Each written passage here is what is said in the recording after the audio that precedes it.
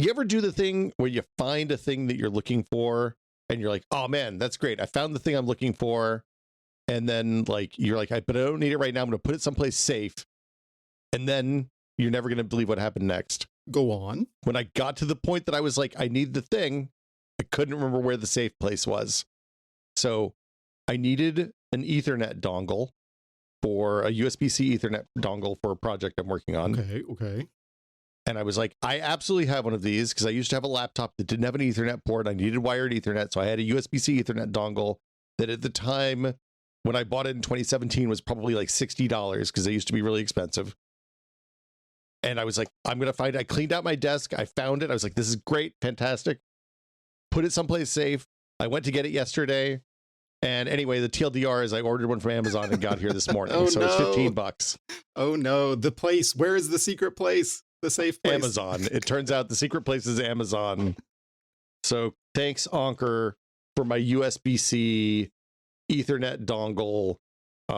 Way cheaper than the last one, and the cable's nicer. So I guess that's good. I'm going to put that on top of my desk where I have to look at it until I use it. So it's not in a safe place. From this point on, everything goes in the one. This is why we have the junk drawer. The one drawer, it's a nightmare, but it's where you can always find something. Junk drawer's always got you. I'm going to go and tell you, I've lived in this house for almost 20 years now. My entire house is the junk drawer, no. Wes. They're all junk drawers. The whole thing. I did such a good job when I was doing VR stuff, and I needed to have like 10 by 10 square foot space to do VR stuff in my office. So my office was always really clean. The floor was always clear. I had well-defined areas on the walls where the shelves were and nothing else in the room.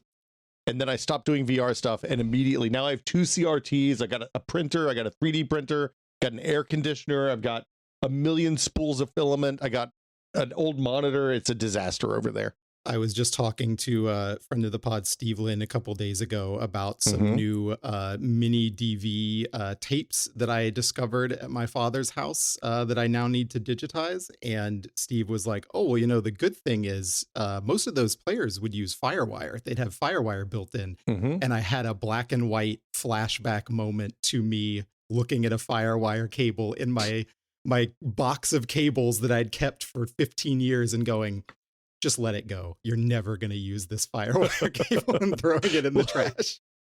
So here's the funny thing. I have 2 FireWire cables, one 400 and one 800 that are in the keeper drawer. So there's the cables that I don't think about. And when I need one and I can't find it, I just hit the Amazon button and I feel bad about it, but I do it anyway because like shipping's free and it'll be here tomorrow. But the FireWire 800 and 400, both really hard to get. I've added to the keeper drawer an RCA cables since I got the CRTs back in my life. RCA, S-Video. I don't have a SCART because I'm not that kind of weird pervert, but I do have some component cables in there. And that's pretty much that's the end of my line. So. Well, it turned out that I was lucky to have not immediately jumped on Amazon and bought a FireWire cable because I came home, checked the tape again, and you know what? It's VHS-C. Oh, you win. I win. I got good news and bad news because the adapter for VHS-C to a normal VHS player is about $60 now. Ugh, I win and I lose.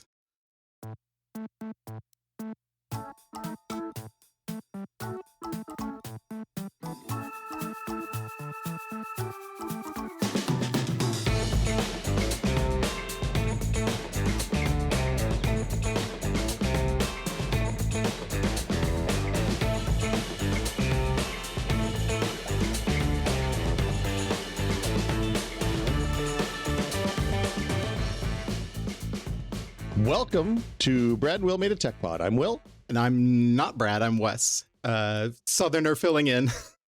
Yeah, welcome West Fenland, a little further south, a little, but a fairly large number of guest appearances on the show now. Welcome back to the show, Wes. It's a privilege. Next time I will remember, if I'm filling in for Brad, to like mess with the bass on my mic so I come in twice as deep as I normally do. Then I can be a good fake Brad. I can bring you down. I can EQ you all the way down. Just take out all the highs and bring you into the extreme low. But Wes, if you don't know, you're a senior editor? Yeah, senior editor at PC Gamer. I've been there for 12 years. Oh my God. Holy crap. Yeah. which means it's been more than 12 years since I worked for you, Will. We're So aging more rapidly than ever. the funny thing about that is when you were like, hey, I think I'm going to take this job at PC Gamer, I was like, oh, you shouldn't do that. Games media isn't going to last. But you guys are holding out. You're holding strong out there. So congratulations. We're trying. It sort of feels like well, I was saying to you before we recorded the podcast, sort of feels a little bit like being in a rowboat at the edge of the world, and turns out the world is not a sphere. It is, in fact, two-dimensional, and you can fall off the edge of it into the abyss, never to be seen again. But we're pedaling as hard as we can. Yeah, there's a 3 or 4 metaphors in there, but I get what you're talking about. You're also the proprietor of the ROM Read Only Memo biweekly newsletter about emulation and emulation happenings. Is that? Yeah, you nailed it. Every 2 weeks when I can. Sometimes I miss a week. I have to delay a little bit when there's something like a summer game fest going on. But yeah, it's pretty much every 2 week, and I mean it is ostensibly about emulation. Sometimes the stuff I'm writing about is a little bit more, just loosely related to emulation. I love writing about fan translations of, Japanese games usually. And those most people play in emulators, and most people develop them using emulators, but you could still, put it on a flash cart and play one of these on a Super Nintendo if you wanted to most of the time. I think that's safe to say that stuff is emulation adjacent enough that you're not out over your skis. Yeah, I think the audience overlap is about 98% there. So I feel pretty good about it. One circle with a little sliver off to the side. Yeah. But yeah. So a bunch of interesting stuff has happened in emulation. I'm bummed that Brad's not here. He's still out on some personal stuff. And he's definitely he appreciates the thoughts. People have been sending really nice messages. So, but so I'm bummed he's not here to talk about this, but I'm excited that you're here to talk about it because I have a lot of questions. There's been it seems like okay, so two topics. We're going to do 2 topics today, just to the front so people know. Yeah. The first one is we're going to talk about recompiles and what's going on with that whole scene and the difference between recompiles and decompiles, kind of get into that. And then there's also been a lot of cool stuff happening in the Mister scene, which we haven't talked about in a minute. And we're going to get to that at the end. Some wild stuff is happening over there. Yeah. So let's start with the recompiles though, because this seems like the kind of hotness, especially for it's like early 3D games mostly is where it seems like the real exciting stuff is happening, like Nintendo 64, PlayStation, stuff like that. Yeah, I would say there are projects that, go as far back as like NES and Game Boy. There are people tackling that stuff, but I agree with you that like the exciting stuff and where there is the most action right now is in that early to, I guess you would call like the Xbox 360 mid 3D era. I don't know, but we're kind of talking like 95 to 2010 is kind of where like a lot of these projects are really like taking off right now. Wes, it's 2026. We can call that turn of the century now. Jesus. Yeah, I guess we can. But yeah, so the kind of the really like active projects for game recompilations, which are ports of older games to, or they don't even necessarily have to be older, but ports of games to a platform they were not originally designed for. It's really focused around the N64 and the Xbox 360. And then there's also some stuff kind of starting to take off around the PS1, and there are projects starting to dig into like the GameCube and Wii as well. But I don't know when you're going to actually be playing any of those. That's still really early. It seemed like to me that the first thing that really took off was a recomp of Mario 64, right?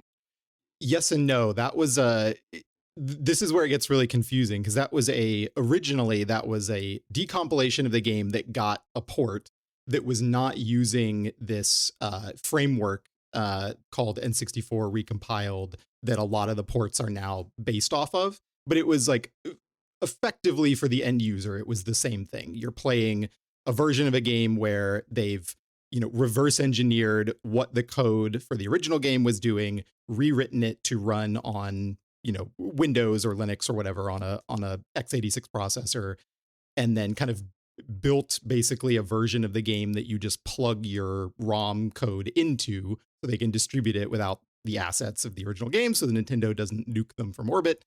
And then because they've reprogrammed it for this other platform, you can get all the kind of niceties of that platform, right? Like you can run the game at 600 FPS. You can do texture mods. You can do ultra wide, all of that. You can do, like instant Xbox controller mapping, all of that, like nice stuff that you would kind of expect from a PC game, but you would not expect from an N64 game running in an emulator, for example. And okay, so the process, you hit it a second ago, but I'm just going to say it again. So these people rewrite the code for the game. So they're basically rewriting the game executable. Yep. And then you're providing a ROM, which of course you've ripped yourself using like a Retron or something like that. Pulled it off of your own cart that you own. Yep. Everyone does that. Yes. And you're not using. So this avoids like the problems that companies have with emulators, where you don't have to have like a pirated BIOS that's a copyrighted file that comes off of the console.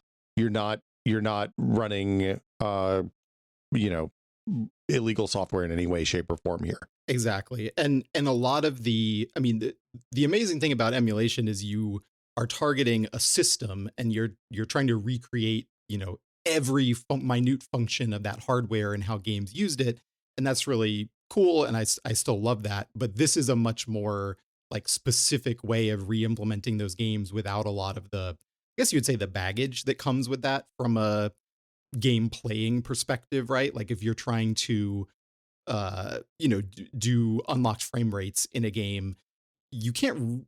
There are ways to maybe do that with an emulator, but you're trying to like replicate the original hardware and then like overclock that emulated CPU, for example, right? Which is very different than untethering your code from how that original hardware worked and reprogramming it for this new platform. So like a lot of these N64, ports can run at hundreds and hundreds of FPS because they're not worried about like accurately representing the N64 CPU, which, was not very powerful compared to a 16 core CPU today. Well, it was a 2 megabyte of RAM system or something like that at the time. I think you could go up to 4 with the memory expansion card, right? Maybe it was. I think it was 8 with the expansion card, maybe. But yeah, not much RAM. So we had Mike Micah from Digital Eclipse on years and years ago, talking about like archival games. We should actually revisit that topic because it's been a long time since we talked to him. But he talked about how they remastered like Mega Man for that Mega Man collection, so that it felt exactly the same and the movement was the same and like the frames were the same essentially when you're playing, whether you're playing on the version for the modern consoles or the older version, rather than using an emulated version. And is this the same process for that, but just done freelance? Or the interesting thing is like a lot of the like legacy collections of older games are not this process. A lot of them are running an emulator of some kind, but that Mega Man Legacy collection that Digital Eclipse did actually is static recompilation. So it is kind of the predecessor of a lot of these fan projects that are now popping up. They kind of did it bespoke for that set of, was it the first 4 or 5 Mega Man games, something like that for the NES? Yeah, it was like the SNES and NES ones, I think, right? But not Mega Man X or it didn't have the X games, but so they kind of, I don't know that was the first use of this necessarily, but they did it 10 years ago or so, and people kind of finally in the hobby community caught on to being able to do this themselves. And I think it really started to come to a head when more of these games were getting decompiled and people were kind of looking at that and going, oh, okay, like here's sort of another way we can get at this without having to go through this incredibly lengthy process of like matching up every single function of the game code, which is what you do in a decompilation, which can take years unless you have a lot of people working on it. Are they starting with the decompiled code, or is there something more complicated happening now? So the main projects right now that are interesting and have a lot of activity around them are N64 recompiled and RexGlue, which is for the Xbox 360. And RexGlue is kind of built on top of some other recompilation projects for the 360, and it's sort of like bundling stuff up and making it a bit easier to use. But the gist of it is they're building a framework that it is not nearly this simple, but the idea is that you could take an N64 game, plop it into this N64 recompiled SDK. I think they're calling it an SDK, and basically have it just recognize what the code of that N64 game is doing and properly match it to C code that could run on your PC. So Well, in the like dream scenario version, you're just plugging that a game in and it's just like, yep, this is how it should run on the PC, and just does it all for you. It's not that right now. It's a much more manual process, but that's kind of like that's what they're going for with this thing. And then it comes along with, they've done a lot of work to create like a graphics renderer that works well on PC, and like a kind of port UI and stuff, so that you've kind of got your like launcher and your controller settings and stuff built in. Well, because okay, so there's an interesting thing that happened in the transition from 2D games to 3D games, and it's the thing that changed is that the 3D renderer is kind of generic, especially for the first couple of 3D generations, right? It's just rendering triangles on screen and how it processes those triangles and how it processes those textures. And more, my understanding is that at least on the early hardware up through the 360 and PS3 generation, PS3 is a little special, I know. The kind of like, it's just texture filtering and triangles, and it's pretty straightforward, the pipelines through there. So you can have kind of a genericized renderer for the 360 or the N64, the GameCube, that just kind of works on all of the games, and then you just have to run the game code through the other part of the is that an oversimplification, or I mean, some of that is honestly beyond my head. Every time I try to get into the like the real technical explainy side of this, I feel how much I am not a programmer. So I try not to say anything too boneheaded. But like the simplistic version of it is, you are able to put a version of a game into N64 recompiled, and it kind of starts you on your way towards having a version of it that is recompiled into C code. And then from there, you just have to do a lot of the work to match up kind of like the game specific stuff, because every console game is doing something funky here or there with how it was programmed to make best use of the hardware, especially in this era where they had very limited hardware, right? So, you know, a game like Rogue Squadron or something, which has not been recompiled yet, is probably a freaking nightmare because they were getting so much juice out of the N64. Well, I was going to say, yeah, this is the era when the difference between the start of generation games and the end of generation games they were going to look wildly different from each other. And it's because people figured out more and more ways to get a little bit more here and a little bit more there, and then all of a sudden unlocked whole new layers of capability.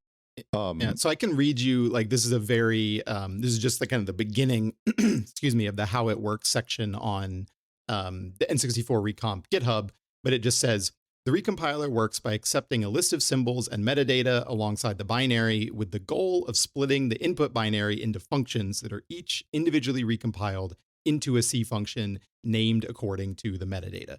So okay, that's the basics of it. But then, you know, there's a reason these projects can take many months or even potentially years to actually come together, because it's not as simple as a drag and drop, right? But well, that's the starting point.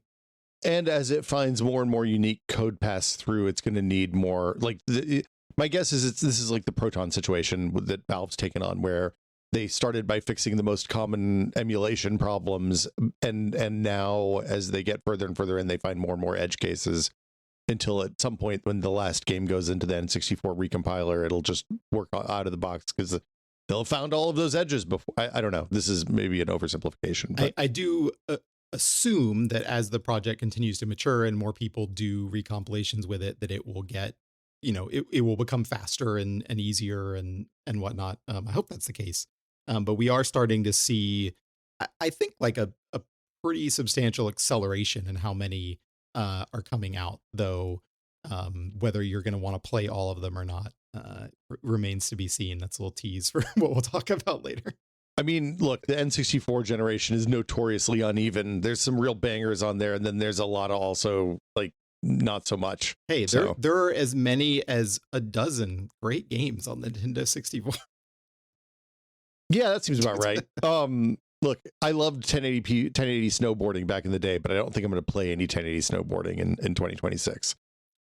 One of the things I do think is really exciting about N64 Recomp in particular, though, is there's so many N64 games that just I I think looking back were hobbled by the capabilities of that system, you know. And so Yeah. one of the recomps that's in progress right now is Castlevania 64, a game I never played a lot of, but that actually seemed really cool to me, but it just like was too limited by what they could do with camera control, the frame rate capabilities of that game, but it was like weird and experimental in cool ways. And that's a game that I would love to play on a not Nintendo 64 controller with like, you know, a right stick to be able to pivot the camera and maybe a draw distance increase beyond, you know, 10 feet in front of you. I think there's a lot of stuff with these games that it's not going to be the pure recreation of the pure experience, but it could let some of these games shine in a way that they could not on that hardware. So yeah, I mean, I think that's a good point. Some of the stuff that is so performance obviously is going to be better running on modern hardware in a native environment. But doing things like adding right stick camera support for a platform that didn't really have two stick controllers outside of that one weird GoldenEye mode is interesting. Is there other stuff that people are adding on top of that, or were they putting like 3D sound or anything weird in? Is it? Yeah, there's quite a range of stuff. The renderer for the N64 recompiled stuff is called RT64, and it supports or is going to support. I'm not sure if it's actually this part of it's finished yet, but they're working on ray tracing for it. That's one thing. Some of the games are either launching with or getting post-launch support with mods that are maybe not outside the realm of what you could have done with a ROM hack for these games, but are much easier to do with a recompilation, basically because of the way the N64 recomp framework was designed. It was designed with modding in mind.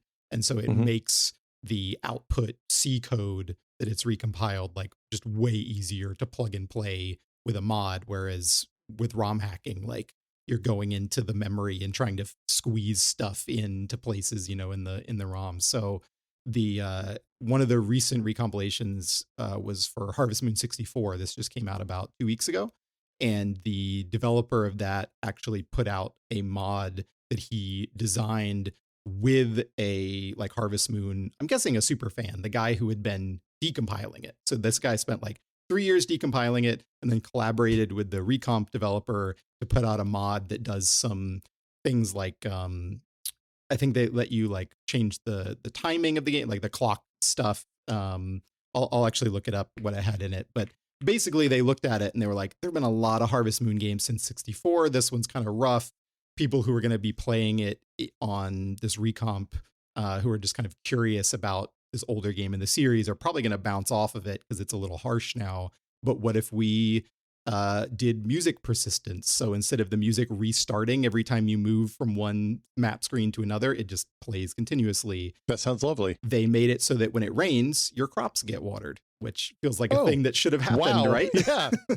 Well, they added faster message speed. So yeah, like this was a mod that came out like on release day. So this was almost them saying like, here's our, you know, director's cut version of how we think this game could play, 25 years later with hindsight.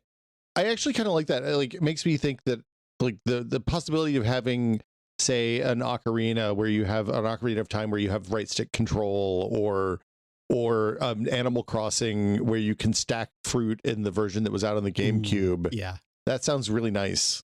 I think the perfect example of this is in the Donkey Kong 64 recomp, which isn't out yet, but just got announced about a week ago. And in this recomp, they're going to have a mod. This is developed by a member of the recomp community and some guys who've spent years working on the DK64 randomizer. So they know the game like inside and out. And one of the mods they're going to have at launch is the ability to swap. I think they're calling it tag anywhere, but to swap between Kongs at any spot in a level. And I don't know if you remember Donkey Kong 64. I 100%ed DK64, okay, but it's been 30 years. Yeah, so you would have to pick up different colored bananas with each Kong in each level. And when you were not the Kong that could pick up that color banana, they would be like transparent to just tease you and be like, oh, there's some blue bananas here, but you can't pick them up unless you switch over to Chunky or Lanky or whoever picked up the blue ones. So you'd have to go find a barrel to switch Kongs. And they're adding a mod where you can just, press a button anywhere in the map and just switch between characters, cut out 15 hours of backtracking from that. Yeah, those were bad. Hideous game. I was going to say the other mod I would make for that is just one to add like 15 more types of collectibles throughout the game. Because if you're playing DK64, that's clearly what you're there for. You're there for that punishment. Yeah. Yeah, you want those bad bananas. Banana. I mean, look, the other option you want in that game is the ability to just play DK rap for just on loop the entire time it's going nonstop. So like the Star Trek engine noise 24-hour loop videos, except the DK rap.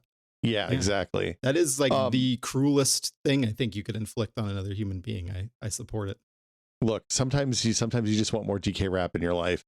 What about, you mentioned Rogue Squadron, which is like my all-time favorite. I mean, realistically, I like the GameCube versions. The N64 one is a fine place to start, but those two GameCube games are all-time bangers on my list, and they're kind of still notoriously hard to emulate. I feel like Dolphin has kind of got there eventually, but they require some real horsepower. Is anything happening on that front? As far as I know, there is no recompilation in the works for Rogue Squadron. I think there is a decomp on GitHub that has had some amount of progress to it, but I don't think it's active right now. So I don't think that's one that's going to be coming anytime soon. That said, from what I've witnessed in the recomp server, the people who really know their stuff, like they know how to use this framework, they're good programmers, that they're dedicated to a particular game, they can spin one of these things up pretty quickly. So if there was somebody who just really, really wanted to take on Rogue Squadron, I wouldn't be surprised if they could do it in a few months and have it out. But as far as I know, no one has taken up that torch so far. Well, it's the whole thing is really interesting because like you don't have to decompile it first in order for the recomp to be effective, right? You just have to have somebody who's pretty good at symbol debugging and then the ability to rewrite the functions that need to be rewritten to do the thing that you want. You do not have to, though it does seem like it is such a advantage to have that decompiled code where everything is mapped out so you can tell what all the functions do is really helpful in speeding up the recomp process, because that feels to me like it's basically having your like cheat sheet for the test next to you. So instead of having to like solve all of the problems when you hit them in the recompilation process, you can just be like, oh, well, what is this thing? And just like look over the decompiled code and figure it out quite quickly. So not every single recomp that's come out had a completed decompilation, but quite a few of them did. So I think that has been like a big boon to the process for those games and sped them up a lot. But you don't have to have it for sure. And I think that is the goal of this process, is that eventually it will hopefully get to a spot where people aren't spending years decompiling games unless they just want to do it for the challenge or for the research. You'll be able to do a recompilation a lot more quickly.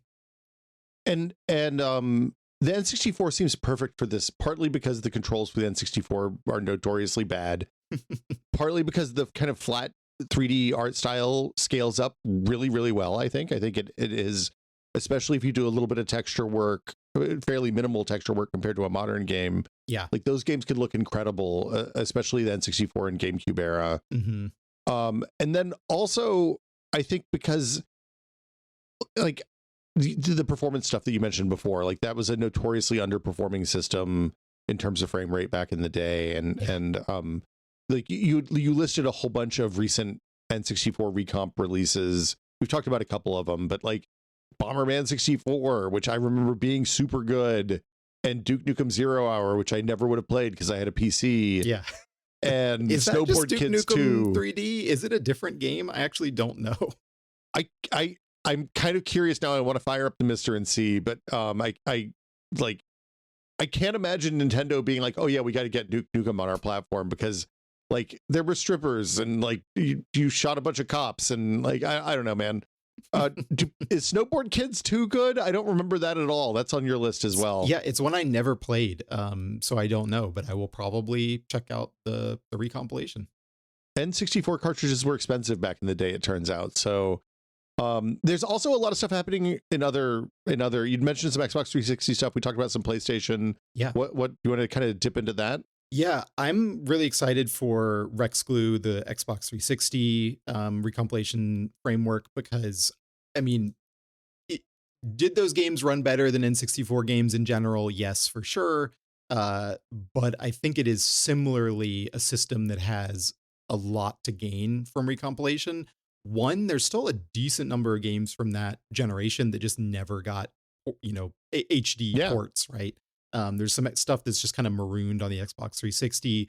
And I think especially early on, a lot of games on that platform were, either not running at even 720p, or they did, but the frame rate was kind of a mess. Like, it was very much a like figuring things out transition era, right? In the same way that N64 was, we were just like figuring out 3D on consoles, period. With the Xbox 360, it was like, oh shit, we got to do this HD thing. How do we make this work?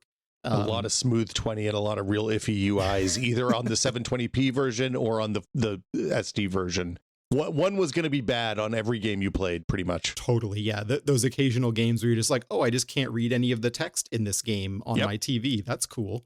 Yeah, so like one of the first kind of like big in-depth projects for Rex Glue is coming from the guy who built the framework, is going to be Blue Dragon, which is one of the two Mistwalker games. I'm more of a fan of Lost Odyssey because it's the more Final Fantasy one. Blue Dragon is the more Dragon Questy one. Yeah. But it was a game that I kind of always wanted to play and never got too deep into.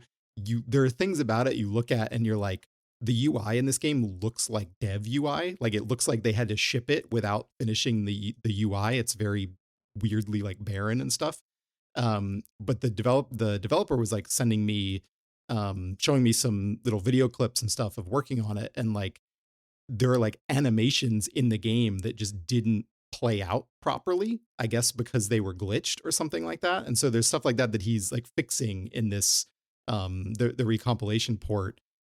And it's another game with like a really nice art style to run at like 4K, right? Because it had this kind of cutesy, it's Akira Toriyama art. The textures and stuff are fairly simple, but very bright and colorful. So it should scale really nicely to, 4K rendering. So I'm really excited to see that one come to fruition. I think it's not too far off. But the Rex Glue stuff gets a little bit more complicated than with the N64, where right now it's sort of this stapled together process of recompilation for the CPU functioning, but then the GPU stuff is actually using the core of the Xbox 360 emulator, Xenia. Mm-hmm. So right now they're not actually recompiling all of the graphics stuff into its own, like separate engine. So you're basically not getting the kind of performance gains from the like graphics performance that you would get if you could just run it like fully natively on your GPU, basically. But that is like a long-term goal of the project, is to decouple from the emulator. But basically right now they're like, we'll recompile the CPU, we will emulate the GPU, and that still gets us like a game that will run at 300 FPS or something on PC, which is, pretty good. I would love to play Chrome Hounds at 4K 300 frames per second. That sounds great. Hell yeah. So this project is kind of in a state where people are doing recomps with Rex Glue, but there hasn't yet been a release from the main developer that is like the kind of the benchmark for what's going to be doable with the system. So I'm not going to say it's in a holding pattern because people are doing stuff with it, but I think we're still waiting for Blue Dragon to come out to really be the project that like proves what it's capable of and kind of pushes it forward a bit. So lots of exciting progress, but it's not quite like at what I would call, 1.0 yet. Wes, tell me about the two DK64 recompileds. So yeah, this is what I was alluding to a bit ago, which is one of the monkey's paw of it's easier than ever to port a retro game to a modern PC is, well, what if you just threw something like the N64 recompiled framework and a game ROM at Claude and said, port this game to my computer, please. And then $500 in tokens later, you have a maybe semi-functional port of a game that... Sir, I think you mean $20 a month. Thank you. That all of the programmers in the N64 recompiled Discord are pointing at and going, what the fuck is this slop, basically. Oh, no.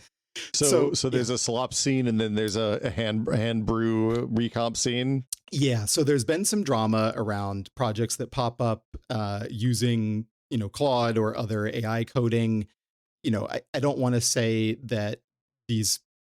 I think genuinely it's mostly just people who are really enthusiastic, right? They want to play one of these old games. They either don't have the programming skills, or maybe they do, but they don't have the time or the inclination to spend, months and months of their life doing this by hand. They're excited about AI. They're just trying to see if it can work. And it does. Just vibing, bro. Yeah, just vibing. Exactly. And it can do some stuff. It can get you a somewhat playable, maybe even eventually quite polished, version of one of these ports. But I wrote a story on PC Gamer that when you're listening to this will have been up for a few days, talking to quite a few developers in this scene who are, staunchly against AI, basically. And they have quite a few arguments against the vibe coding process for doing a whole port. And like the big ones are kind of long-term maintainability and tech debt. If you don't really understand your code, it's going to be very hard for other people to understand it. The way the AI organizes it is not going to be easy for another person to understand. That means fewer people are going to contribute to the project. Yeah. It means you might not be able to bug fix it yourself because you don't know what it's doing, which means you have to pay more money and more tokens every time you're trying to fix stuff. And that's all before you get into the ethical, environmental issues of using it, right? Well, but also fundamentally, like, this isn't getting the feel right of the game requires a little bit of back and forth and like those functions working the way they worked on the old hardware, just on the modern hardware, right? Yeah. And so there's the kind of disappointing thing, tricky thing with it is like, I want to champion these things when I see a new one, and lots of people want to write headlines about them, definitely want to make YouTube videos about them. But a lot of times that coverage is coming out when someone goes, oh, I'm doing a recomp of X game. And then a YouTube video comes out. They play the first 15 minutes of it. The game runs, it maybe has a few little bugs here and there, but like these games are, dozens of hours long, potentially. So many little things can be inaccurate. You could be crashes in so many places along the way. So it's very easy to kind of have the illusion of one of these projects working. That doesn't necessarily mean it works all the way through, or it might work, but it still has all those problems under the surface that I was talking about, right? I mean, this was the experience with emulation 20 years ago too, right? Like, Totally. When I remember you wrote an article about BeastNess on Tested 100 years ago now, which was like, hey, here we want a code path, perfect path through the SNES emulation, right? Yeah. That handles the entire thing, and it was feature complete. And they were like, okay, well, we're done with this. We're never gonna look at this again. And I don't think that ended up being true in retrospect. But the point is, like, there's always edges that need to be kind of fixed and filed off and repaired, especially in the early days on this stuff. So yeah, not being able to work on that code seems like a problem. So the DK64 thing you were referencing, someone started a DK64 recompilation. There were a couple YouTube videos about it, and the folks who had worked on the DK64 randomizer for years, who are very passionate about the game, know it inside and out, got a look at the code and basically went, oh hell no, we're not going to let this be the project for DK64. So they started their own. They are working with someone who's done some other recompilation stuff. They know the game from working on the decompilation and ROM hacking it. And so they put out an announcement trailer that like explicitly partway through the trailer has some text on screen that's just like, no, we are not using AI, like no AI in this project. And when they announced it in the Discord, they said so in very passionate terms. I mean, look, I get it. It's yeah. Okay, so we talked then a little bit about decompilation too, which I think is equally like this is a more straightforward thing that's existed for a really long time, where you just take existing executables and turn them into code through a series of automatic and manual processes. Is that fair? Yeah, I don't really know much about the specifics of the automatic and or manual processes, other than I think the thing that has really accelerated decompilations popping up like crazy in the last few years is the program Ghidra, which I'm not sure if you're familiar. It was developed by the NSA.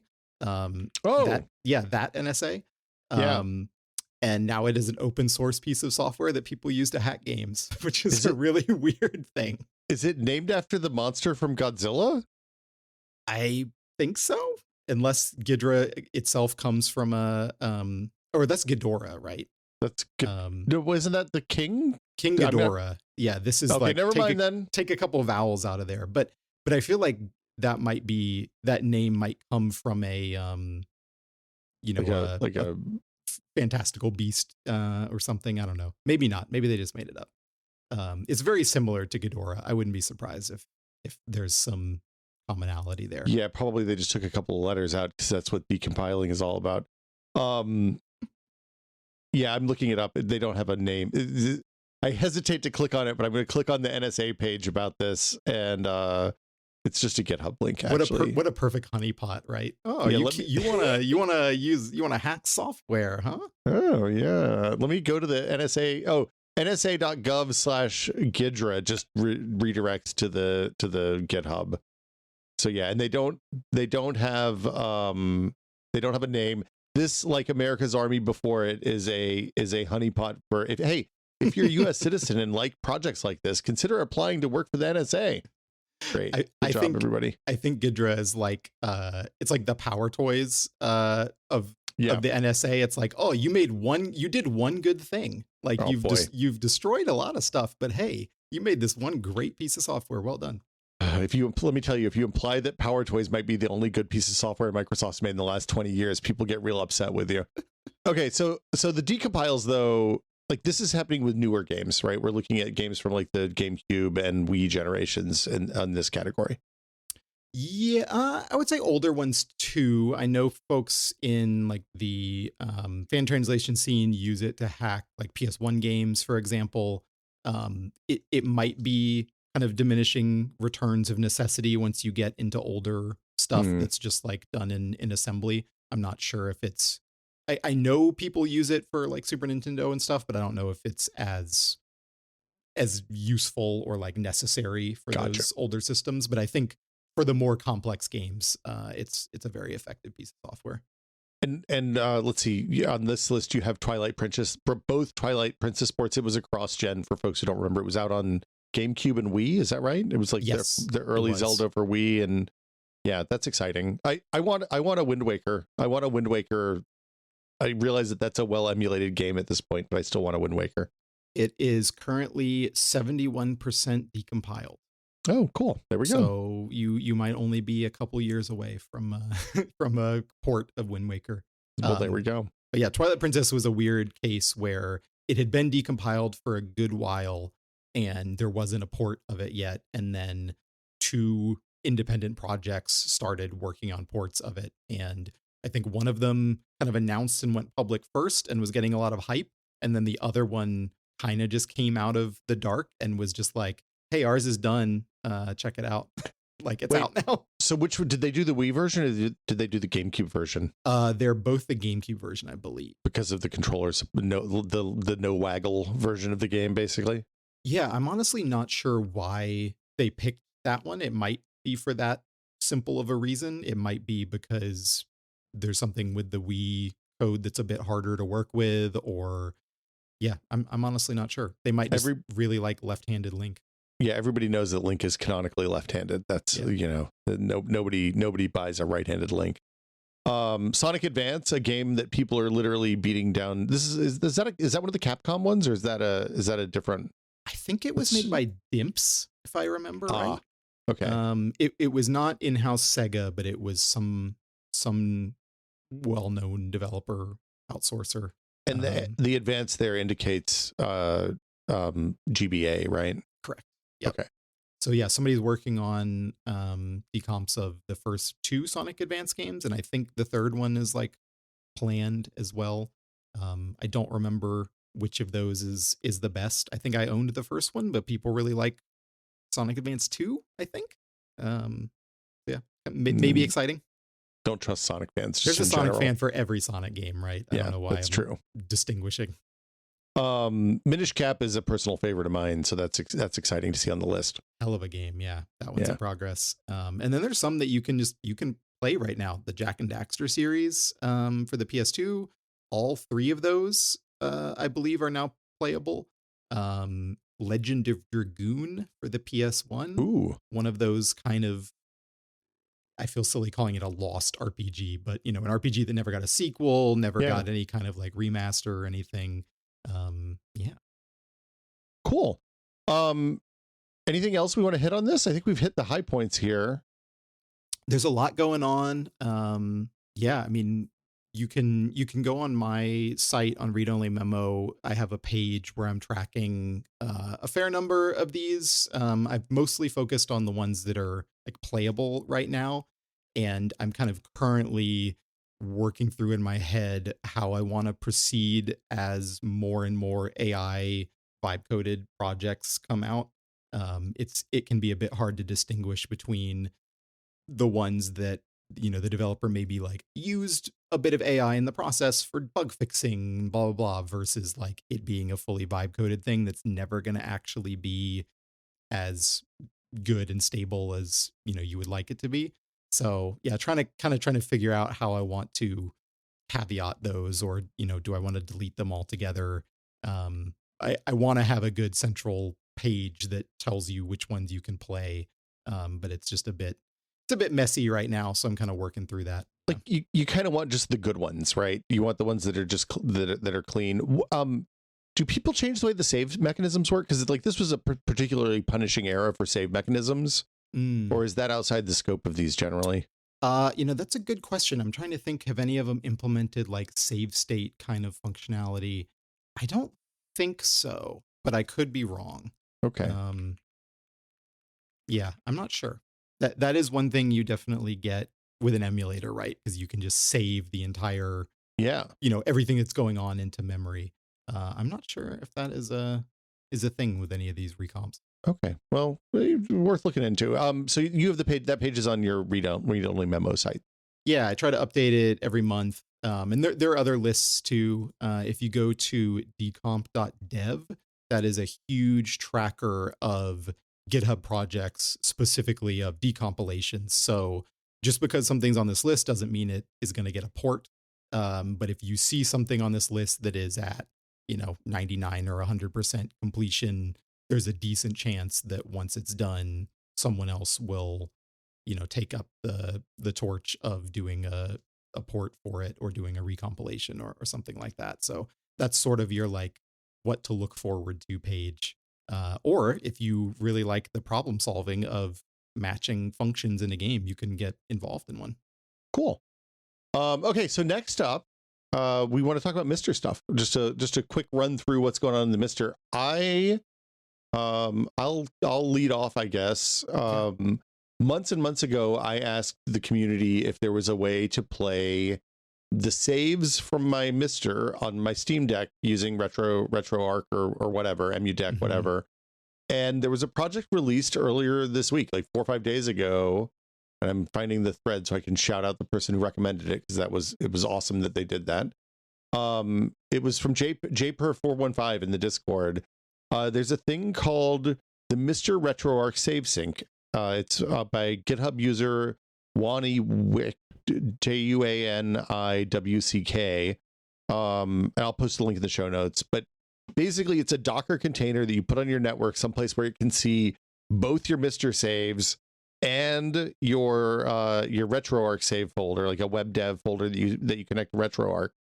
And when one changes on one side, it automatically does the it's like, usually it's like a little bit of bit changes that have to happen. There's a website you can use to do this as well, just to be clear.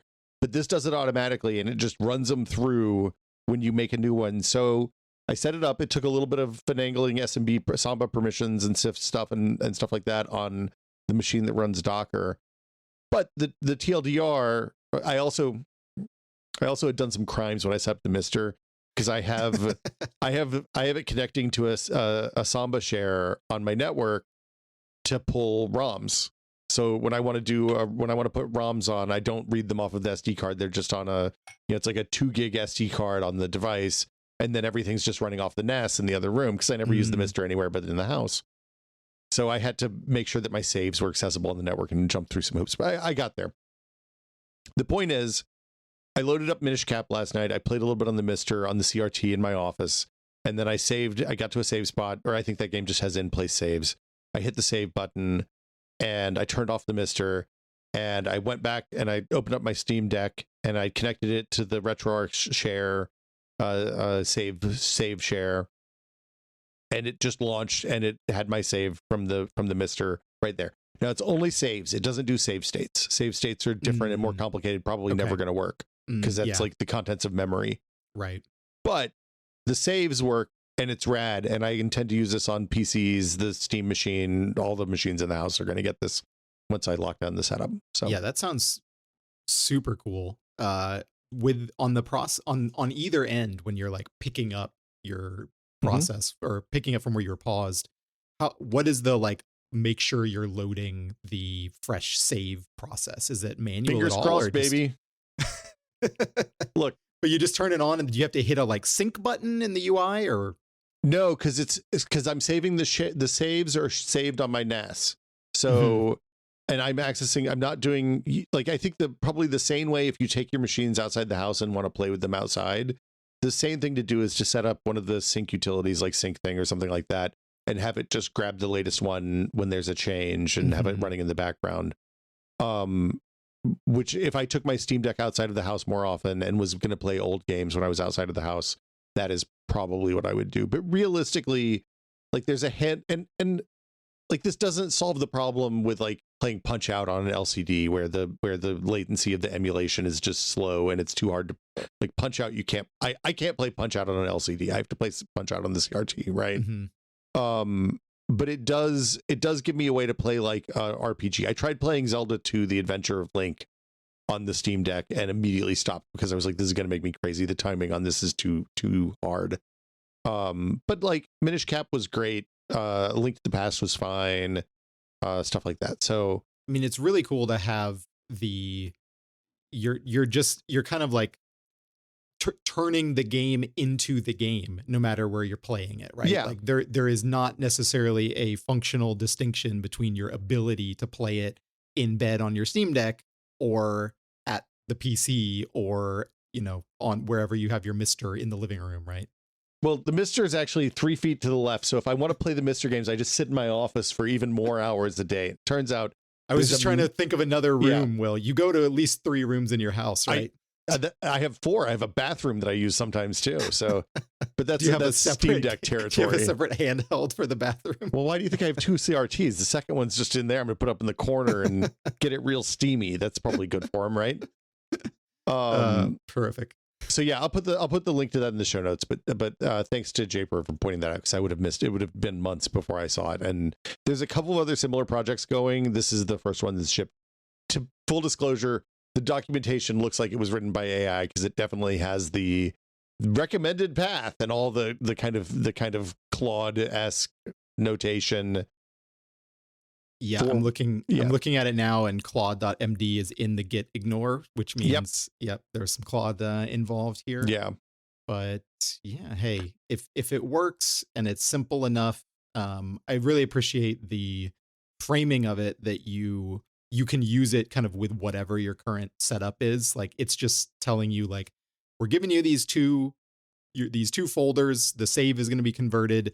Sync it however you want. Like, yeah, that's on you. Yeah, do your own thing, whatever works for you. That's cool. Yeah, it's pretty good.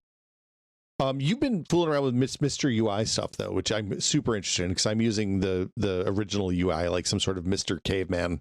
Yeah, so I'm something of a Mr. Neophyte. Like you and Brad have been, using him and talking about it for years, and I've like followed the scene quite a bit by reporting on, developments for the cores. Like I've talked to the developer of the PS1 and N64 core and some other people, but I never like invested in buying one because I was like, well, I'm mostly doing software emulation. I like software emulators just fine. I only have so much time to actually play retro games.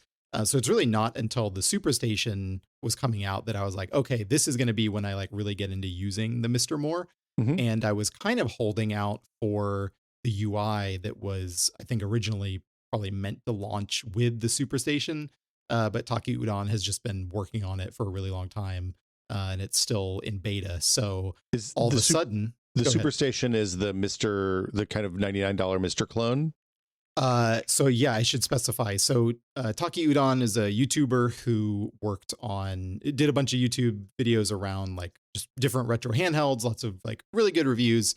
And he lives in China, and he got into working in the Mister scene after basically getting fed up with how much like the DE10 Nano cost. He was Mhm. looking at it and he's like, I work in and around like manufacturing and industrial design, and like this thing should not cost this much.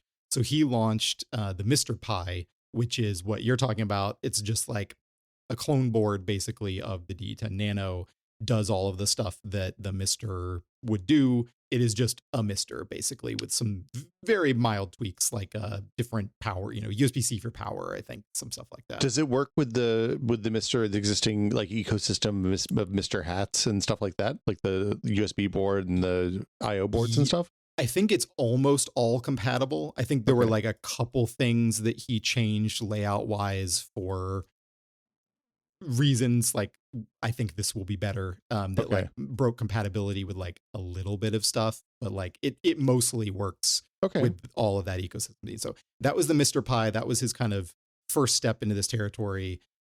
He kind of got some cred from doing that, got some seed money, I guess, from people buying it. And then he launched the Superstation 1, which is also just a Mr. board in terms of its like FPGA capabilities, but it's in a shell meant to look like the PS1 ONE, the kind of last model of the PS1. That's this very rounded, sleek design. That's like his personal favorite. He loved that design. And the Superstation 1 is like a Mister paired with a very good video board that can just do like all of the outputs that you would want, basically. So you've got your RGB and your VGA and your SCART and all of that stuff. That's awesome. Yeah, and it's like relatively affordable compared to like an analog device, for example. So it's like $210 now for the Superstation 1. I'm pretty sure it launched cheaper than that initially, but like you and I know that hardware stuff and tariff stuff has been insane the last couple years, right? So yeah, the world's a nightmare right now. We don't need to. Yeah, I don't think we need to explain why again. We've talked about it a lot. So anyway, he shipped this thing this year. Maybe it was the very tail end of last year when they started shipping out. Mm-hmm. And getting in people's hands now. And part of the pitch for it was he was going to do a Mr. UI that was going to be nice and graphical and put a ton of engineering work into it. And basically was like, people said it couldn't be done, but it turns out, no one just wanted to take on this bitch of a task to do it. So he's still been working on that, but then somewhat out of nowhere, at least to me, maybe I just wasn't following this side of the scene. The folks who work on Zapparoo, which is the really cool Mr. launcher system where you can like use NFC cards and stuff to launch games. They put out a front end for the Mr. and it is very similar in function to what Taki Udon's been working on, aesthetically somewhat different. But yeah, basically you boot up your Mr. and instead of having that, ASCII art, would you call it ASCII art UI? Just like it's that not very even art. It's just text. Yeah, it's a text. It's like a text mode interface almost. Yeah, exactly. Yeah. You have a kind of I guess like modern big picture UI is the right way to describe Okay. it. Like kind of big chunky icons on a grid layout. Pretty simple to use. When you boot into a core and then you know, hold down the button to like go to the Mr. menu, it has a entry now in the Mr. menu to just hop back to that front end. So it's pretty easy to get back to it. You don't get like stuck in the Mr. UI. And yeah, it's just it makes it a lot closer to the experience someone would get from a more bespoke system like an analog system or, you know, a RetroArch UI, something like that. You're definitely still on a Mister. There are some of those kind of like hardcore user, you know, pointy edges. But it is all of a sudden a device that you could like theoretically give to someone who's not very tech savvy and they would be okay navigating it. You can still choose your audio chip that you want on your Genesis, though, I assume, right? I don't think it hides any functionality Okay. the Mister has. I'm not sure if everything is surfaced in the Zapper front end currently. But I think if you could do it on the Mister, worst case you would have to like boot up the game and then pull up the Mister UI and do it that way. But I think all of the stuff you would expect to be accessible is accessible via the UI. Have you spent time with either of these yet?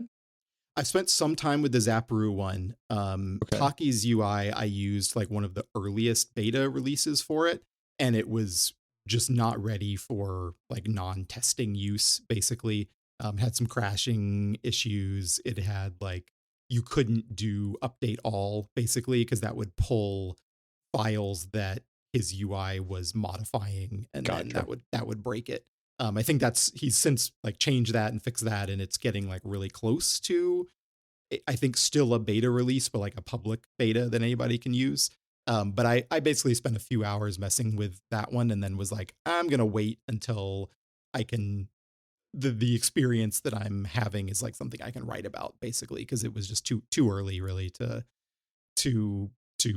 put in my newsletter. So I was just like, okay, I'll like chill on that one. And then the Zapperoo one came out. So yeah, I've been messing around with it a little bit. Seems really easy to use. I like it a lot. It's not like the most beautiful opinionated UI you've ever seen. Like, it feels pretty conventional as a big picture UI, but I think they're quite limited in terms of what you can do on the Mister, like what the FPGA is capable of running, you know, performantly. The one thing I haven't figured out yet using it is, so all the artwork loads in really slow for me, the stuff that I scraped, and I'm not sure if it's what combination of the Mister being underpowered, the UI being, the front end just being like too slow, image caching, the image files maybe being too big, having too many games on there, my micro SD card not being fast enough, the Superstation's SD card reading not being fast. Like, there's so many elements there that I haven't really had time to, you know, process of elimination go through. But right now it's like, it's so slow to scroll through the UI and get the art to load that I'm almost just like, I don't even want the art if it's going to take 7 seconds to load in an image.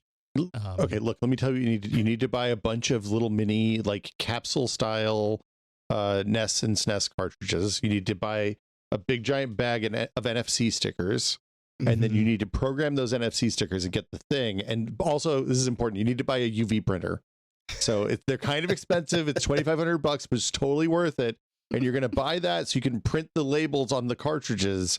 And then you're going to have a perfect thing. And also, I'm going to have to borrow your UV printer for a couple hours. No reason. I see maybe where you're going with this plan. I think it's a great plan. It's a great plan for you. Yeah, it's a fantastic plan. You're going to love it. You're going to have such nice looking cartridges. It's going to be fabulous. I do think those are legitimately sick. I've seen the ones that Steve Kim has posted on Blue Sky. Super cool. Yeah. But yeah, it's cool that the Zapper front end, it like works with that stuff and integrates with it, but that's a totally optional feature, right? Like, you can just use this as a UI and it is perfectly standalone. Look, I sent my wife a link to one of those videos and she's like, that's really cool. You're absolutely not buying one of those printers. She immediately sussed me out. So You were trying to stealth in the reason. Oh, if we could do this, if only we had the printer. Look how cool it is. You could play Frogger anytime you want. It'll be really easy. You don't have to deal with the stupid Mr. menu. No, It'll take it 3 didn't go. seconds. Yeah, you just tap it and it's so easy. You also, I want to talk about Mr. Companion because this is a thing I didn't know about. Yeah, this I think will maybe interest more people in the Mr. scene than the UI, because if you're just like, I'm good with I'm used to the Mr. UI. I don't need a graphical interface. Mr. Companion is a super useful app that I thought it had been around for longer than it maybe has, but it's been the updates are coming in for it at an incredibly rapid pace. Like I thought I had somehow done something wrong when I was looking at an article on RetroRGB, and they were using like Mr. Companion version like 6.4 or something. Mhm. And I was like, wait, I downloaded this and mine is like version like 2 point something. Did I somehow download like, a version from years ago? No, it just turns out this thing has been coming along like crazy just since February of this year. That's wild. So I just downloaded it like a couple months ago, and it has transformed in that time. So it's basically just an app that you open on your computer, and you can connect to your Mister over Wi-Fi or however you have it networked in, and just do a lot of the maintenance stuff and like installing stuff that would just be more tedious to do from the system. So it has a whole interface for scraping all of your metadata and artwork and stuff and loading that on your SD card. You can connect to it wirelessly and then just say like install Zapparoo front end, run update all, install somebody's like wallpaper pack. It's got kind of a little like app library on it now. It's really handy. It connects with SSH and SFTP, so you can even use it to load ROMs and stuff like that if that's your jam.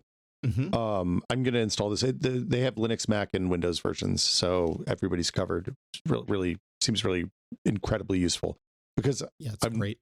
I am generally like I update the Mister every year, probably whether it needs it or not, and I feel like I'm missing out on some stuff. But also the games I play generally work at this point, so it's okay.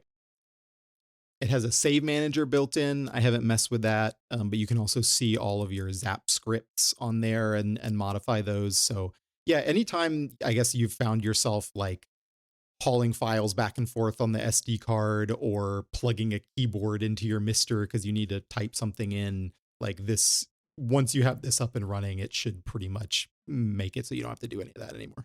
Look, I got to tell you, once you get the SSH pipe hooked up, it's pretty nice if you love a terminal, but if not, then I get that. So can I ask you a philosophical question before we close out here, Wes? Shoot. Okay, so on my Mister, I did the thing where I hooked up to the NAS, and then I put in, look, platform owners, cover your ears for a second. We're past the 30-minute point of the podcast. It's fine. I just put complete ROM sets for the platforms that I was interested in on the NAS, and it's kind of not a great experience, right? Because it's like there's 1,000 games in there that I don't want to play, and like 20 that I do generally at any given moment. Yeah. Like, what's your is this a conversation in the scene? Is this something that I'm hitting because I'm old and I have a hard time navigating large menus full of games? Like, what's the solution for this? First of all, I want to say, if you're a cop, you have to tell us you're a cop before you download the episode. No, look, this is going to come out on Shut the Fuck Up Sunday, okay? So yeah. No, I mean, I don't know if it's a conversation people have in emulation related Discord servers or, subreddits. I think probably not in Discord too much, because those servers are like hardline against public piracy discussions because they are working on, emulators. They don't want to get nuked, right? So they're just like, don't talk about it. Shut the fuck up. Do it in your DMs. Yeah, we have a similar rule on our Discord as well. But I think it's a discussion I feel like I've had with everyone I've ever known who's into this kind of stuff, right? Is it's not even just emulation. It's like Netflix. It's the streaming future. It's having access to kind of unlimited, hashtag content at any given time.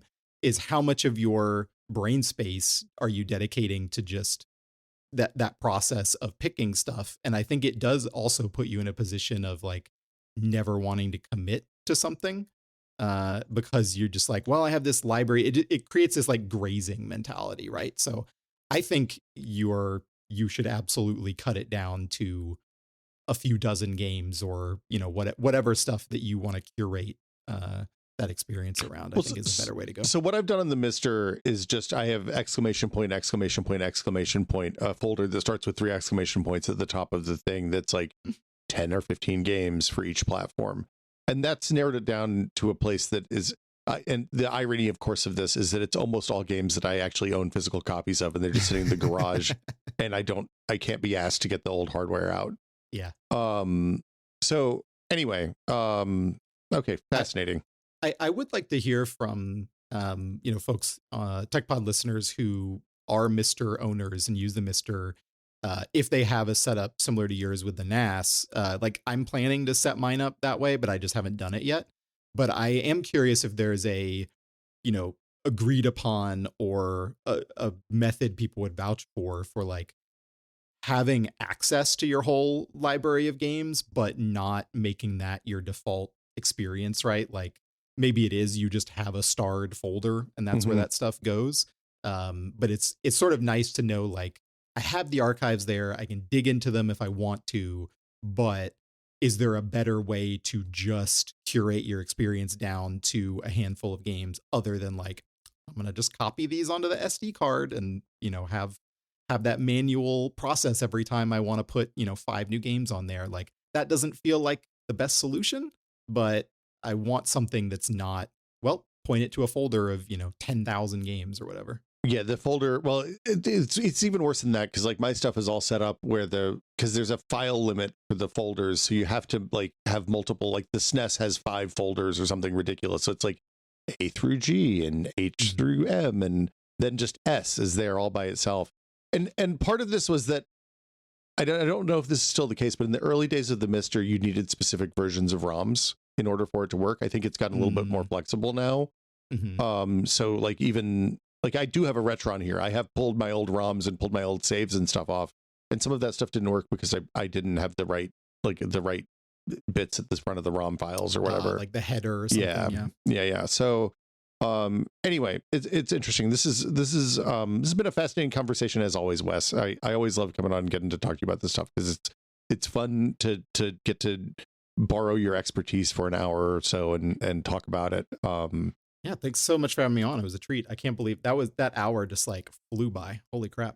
Where can people find you? What's the best place people can find you?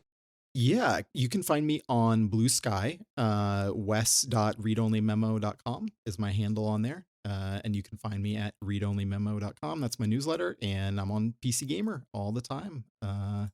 Lots of other people on PC Gamer, so you'd have to dig around to find my stuff, but I'm there behind the scenes editing and organizing and scheming and stuff every day too. I did enjoy did you write the scene drama Donkey Kong 64 post, or was that someone else? Yep, that was me. Yeah, I enjoyed that. I love how I love about scene drama, and that one sounded juicy, so people should check that out too. Go read it, if only to be blessed by a screen cap from the Donkey Kong Country TV show that I thought fit the subject very well. It seemed apropos.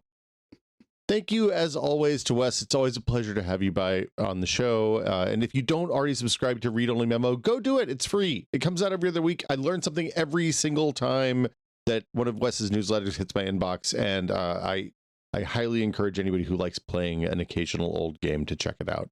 Now, we've reached the part of the show where I thank everyone for supporting the show, because we are listener supported. We wouldn't be here without you, the listener. Which means if you would like to find out how you can support the show, you can go to patreon.com/techpod, where for as little as $5 a month, you get access to the Discord, which is full of a bunch of beautiful nerds who talk about interesting stuff all the time. You can also get access to our monthly patron exclusive episode. Last month, I just sat down in front of the microphone and answered a whole bunch of questions that people had sent in. It was actually a lot of fun, and people seemed to enjoy that as well. So again, it's patreon.com/techpod. It's $5 a month. That's $5. And you too can find out how to get access to that by going to patreon.com/techpod. This is also the part of the show where we thank our executive producer tier patrons, including Infelicitous Rips, Jordan Lippett, Octothorpe Bunnyfiend, David Allen, and James Kamek. Thank you also so much. Thanks to everyone who supports the show. We appreciate each and every one of you, and we will see you next week with another edition of the Tech Pod. As always, please consider the environment before printing this podcast.